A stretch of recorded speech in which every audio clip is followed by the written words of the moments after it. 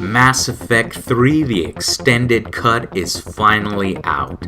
I just want to say how amazing it is that through everyone's combined efforts on message boards, YouTube, and appeals directly to the developer, that the fans were able to have BioWare deliver on their original promise of closure and distinct and different endings. I also want people to realize and give respect and massive props to the excellent, gamer-oriented company that BioWare clearly is. Not many companies would admit their mistakes and actually take the time, effort, and money to attempt to make things right like this, for the fans. It speaks volumes about how the developer values our opinion. Mass Effect 3 was a fantastic game worthy of a purchase, even with its disappointing, nonsensical ending. What I think this says is that the game was, as we expected, rushed out the door by EA. Either that, or the conclusion was not reviewed by the majority of story writers. This new extended cut is the admitted apology, the attempt to make things right, and leave the Mass Effect universe in a better state for the future.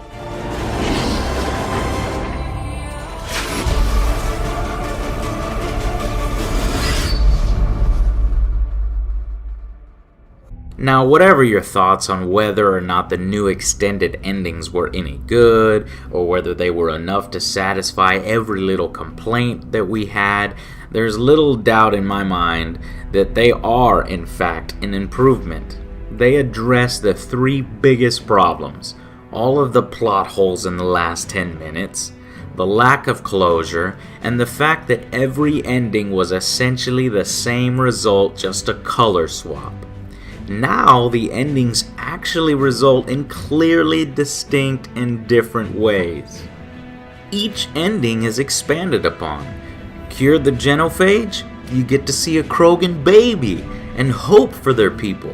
Brought the Quarians and Geth together? You get to see what Ranark looks like with both races making it their home. Clearly, BioWare did their homework with what specifically our complaints were. Hell, if we take a look at what they address, it's almost as if they used our top 10 reasons why we hate Mass Effect's ending as a template. So let's take a look. Number 1, the Normandy is given a reason to leave the battle, as a scene shows Joker reluctantly leaving the area along with the rest of the fleet before the Crucible explosion takes place. Fixed. Joker, listen. We have to go. Damn it.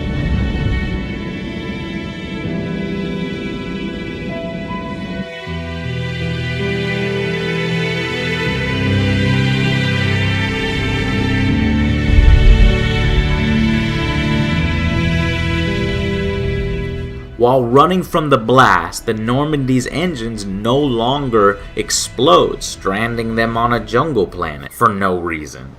Though this does still beg the question, why even land on the jungle planet, as this scene is still intact? Number 2, teleporters. There is now actually an option to have the team who is with you on the ground leave the area before you make that final run. Fixed. Here, take her. Shepard! You gotta get out of here. I'm alright, Shepard. Don't argue with me, Liara. You're not leaving me behind. No matter what happens. Everything to me, Liara. Shepard, I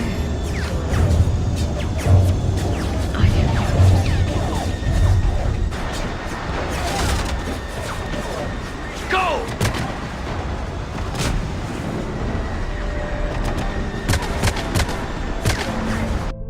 Number 3, the mass relays are no longer shown exploding completely. Instead, just pieces of the jump mechanism break up.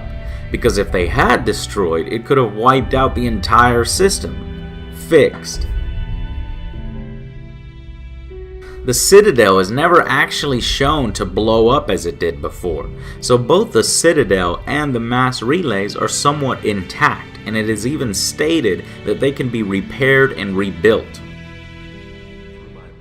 This tells us that the Victory Fleet may no longer be stranded, as they can work to repair the damage. Fixed. Wake up. The Child God's flawed logic. This one was given particular attention through extended dialogue with the entity. Shepard can outright say, "I want details," which leads to the child going into even more depth about the Reapers, the Catalyst, his purpose, and even his creators. My creators gave them form. I gave them function. They, in turn, give me purpose.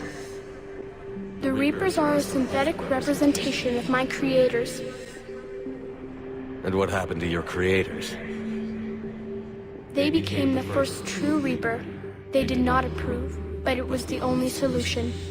Which is interesting, and presents a new possible force for future games. Who designed it?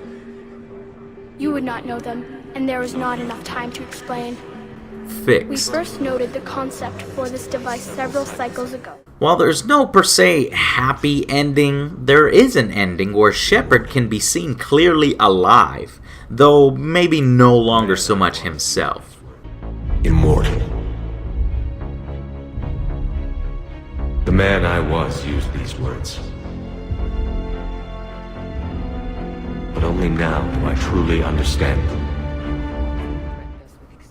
In the Control and Synthesis endings, the Reapers themselves are seen being used as tools to help the galactic community and improve everyone's lives.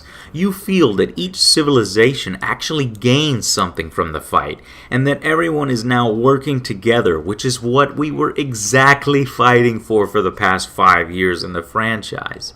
So in this way, it's a slight optimistic ending, while keeping with the tone BioWare wanted in this sort of bittersweet victory with a superior, overwhelming enemy force. Fixed. And if we can put down our grievances long enough to stop something as powerful as the Reapers, imagine what we can achieve now that they are defeated. It will take time, but we can rebuild everything that was destroyed. Our homes, our worlds, our fleets and defenses, all of this and more. Together we can build a future greater than any one of us could imagine. Closure. We now have more closure through additional cutscenes showing the Reaper War on different planets, more exposition with either Edie, Shepard, or Admiral Hackett's voice narrating what happened after the invasion. We even get that funeral scene I was talking about in my video, where the surviving crew put Shepard's nameplate up on the wall of the Fallen. It's a strong scene that gets a really good emotional response, in true BioWare fashion. Fixed.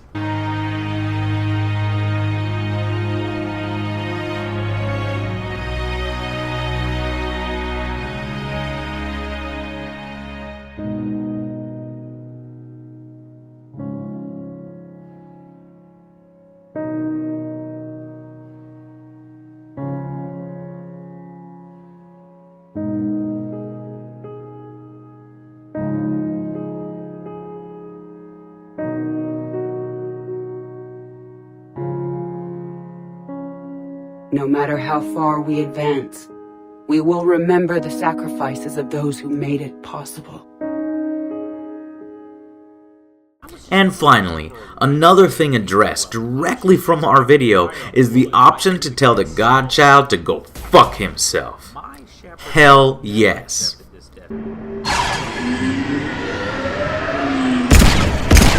So be it. Unfortunately, this new hidden fourth ending is rather disappointing and maybe a bit of a slap in the face. Want to fight to the bitter end as a galaxy united? Nope, fuck you, you lose. The cycle continues. But I have 100% readiness. Every race standing together against you, doing what no one, including yourself, thought possible. We have hope. Nope, you lose. We fought the Reapers, but we failed to stop them. Not even a heroic montage of our heroes and friends making a desperate last stand against overwhelming odds, going out in one fucking final blaze of glory. Nope, you just lose. Lame. I wish they would have left this new fourth ending out. If they were going to take our suggestion here, it had to go hand in hand with the war assets determining whether we could win or lose. Because this is how they would want it to end. Giving it everything they got, and then watch as all of your war assets gets thrown against the Reapers for a final conclusion, as you and the Godchild look on. And this plays directly into how there were some negative things to come out of the extended cut DLC. Organics undergoing indoctrination may complain of headaches, buzzing or ringing in their ears. First and foremost, in that it outright kills the excellent, intelligent, and clever indoctrination theory. Sure, some devotees can find ways to perhaps keep it alive, but they'd be reaching. BioWare doesn't want that. They want the Godchild.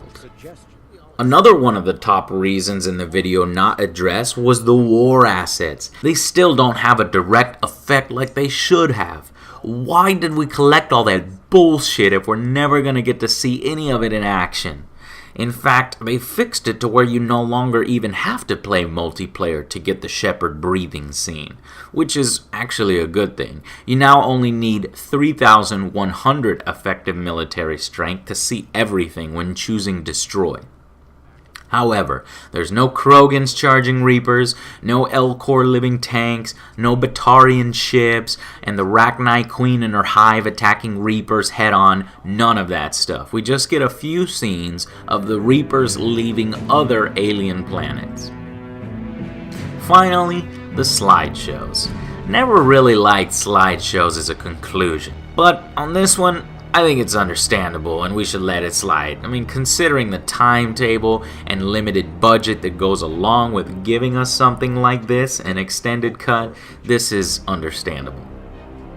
I still think that the synthesis ending is the bad one. This ending goes against everything in the Mass Effect universe, but that's choice. You have the choice to combine everything and everyone into one green glowing new form of life. I would have liked, though, for BioWare to put in subtle hints to the possible truth of the indoctrination theory, sort of as a nod to its potential, even if it wasn't the intent, and even if it wasn't true. They are, after all, doing the extended cut for the fans, despite what they say. Anyway, I'm ultimately happy and thankful for what we got. It's an improvement, and the Mass Effect franchise is better for it. It's a well-made, thought-out send-off to a fantastic story arc. The war is over. The Reapers have been defeated. It's no longer just an ABC color swap. Sure, there are those that will never be happy, but honestly, if this was the ending we had originally gotten, I don't think there would have been this massive uproar at all. So thank you, BioWare, for making this happen and caring enough about your fans to make good on a promise. I cannot wait to see what's in store next for the Mass Effect universe. What about you guys? What did you think of the extended cut ending? Or of the indoctrination theory being put to rest? And what do you think is in store for us next? Leave a comment, and I'll see you guys on the next Angry Joe Show.